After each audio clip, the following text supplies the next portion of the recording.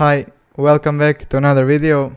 In this video I'm gonna give you 3 biggest lessons from the book by Nile WIlson My Story. So it's actually his autobiography.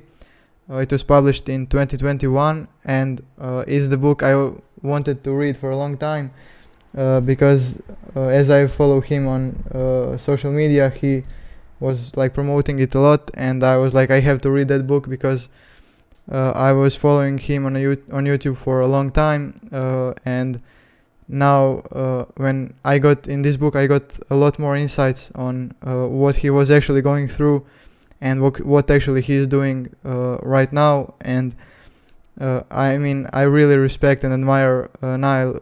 I really respect him a lot, and I really enjoy like watching his videos as well here on YouTube. And his gymnastics was amazing, and honestly I was so sad when he announced the end of his career in the beginning of 2021 on January 14th.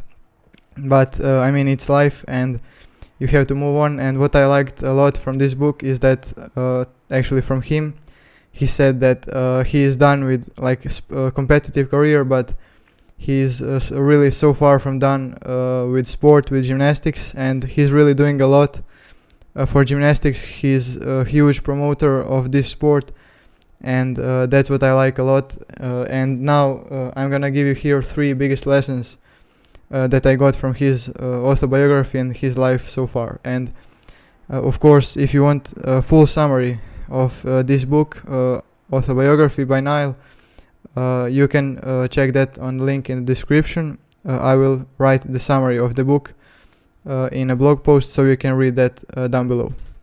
So now let's start right away. First lesson I got when Nile was talking about his junior career and early senior career in elite gymnastics. So he was preparing and competing on the junior European Championships, I think 2012.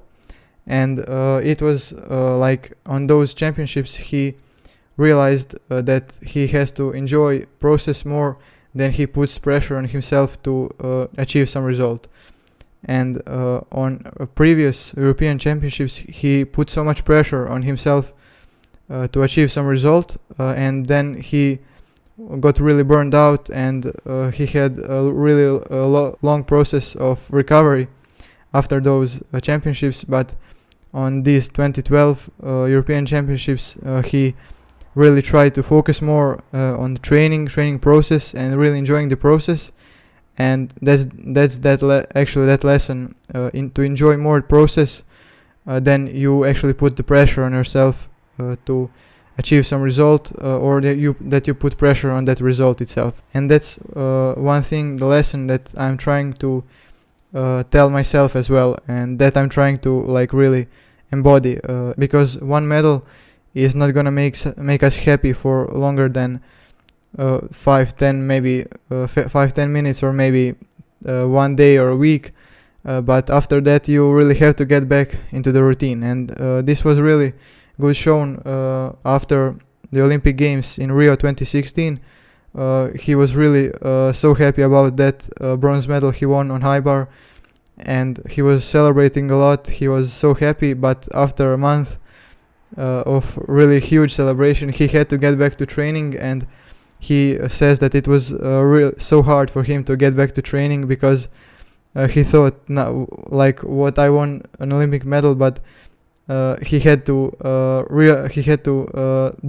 deal with that he had to get back to training and work on, because it's not the end. When you win a medal, you have to the next week you have to come back to the gym again and work again like nothing happened. When you win when you make some huge achievement, of course memories are always gonna stay with you, but you can't live off of those memories. You have to work on, and if you don't enjoy your training, your process, your everyday work, that one medal, that one result is not gonna make you happy, and that result is not gonna be bigger than all those missed opportunities and trainings that you didn't enjoy. So that's why I think it's so important to enjoy training, enjoy every day in the gym or whatever you do, and when you enjoy daily work, your process, you're really gonna find pure like passion, and you're gonna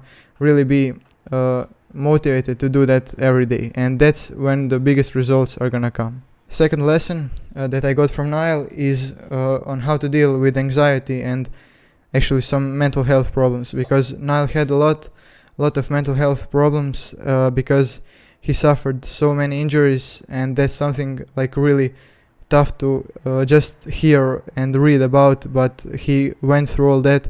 He went through so many surgeries and recoveries that it really, hopefully, of course, made him stronger, but it's so hard to read about that. And what I got from him is that when you are dealing with anxiety, you really can't run away from that. You can't hide somewhere or something like that. You really, the only way, as he said, is to face it, to really battle that problem, to face that anxiety, that problem, and then to solve it as fast as possible and as efficient as possible. And when you really face that problem, it's gonna be resolved the fastest way possible, and then you will be able to move on and to work further.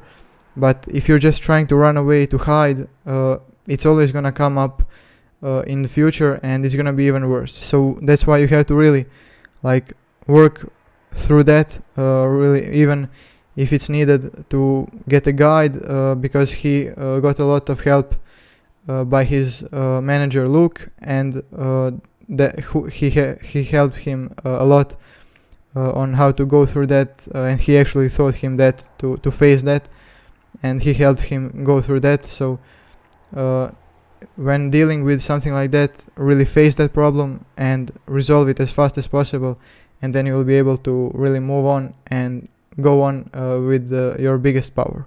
And the last, third lesson from Nile's autobiography I actually got when in the book he started talking about early end of his career. At the end of his career, last few years, he suffered so many injuries, and he was dealing with so many problems. It was so tough mentally for him to go through all those processes of recovery.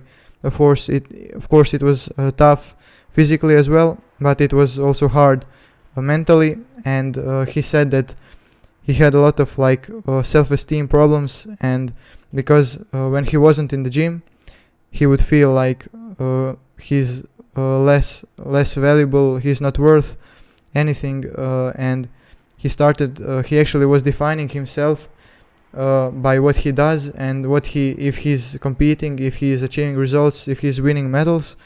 But then he said, that's at least how I understood it, is that we shouldn't define ourselves by what we do, but by what person we are, and because we are much more than what we do right now, because every career has to end sometime, and you really have to define yourself by so many more things, because we humans are multi-dimensional creatures, and we have so many areas we can get involved in, and not only just sport is important, and there's no only sport that we can do. And for example, in this case of sportsman, athlete, if you're in that case, if you're not doing your sport, you're gonna feel like you're less worth, or you are not good enough. But we really shouldn't define ourselves by what we do, but by what we are, and what else we are doing, what we are, and who we are as a human, what energy we are sharing and sending to other people, to the world, and what we are actually trying to do, what is actually our mission, and what we're trying to achieve here in this world in order to make it better, and in order to help other people.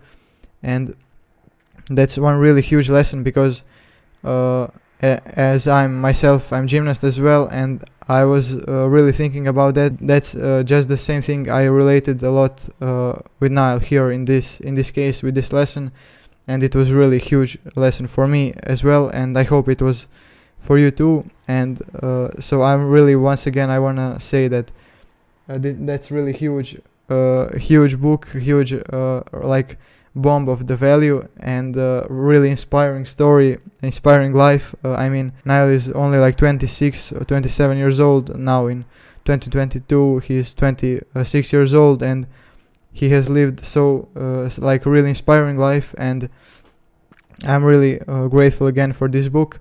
I hope this was helpful, and thank you for watching. I'll see you in the next video.